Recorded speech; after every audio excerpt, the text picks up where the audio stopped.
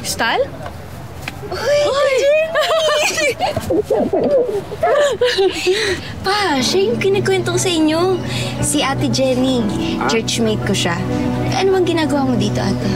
Naghahanap kasi ako ng paupahan eh. Hi, hello. Ako nga po pala si Jenny. Tonyo.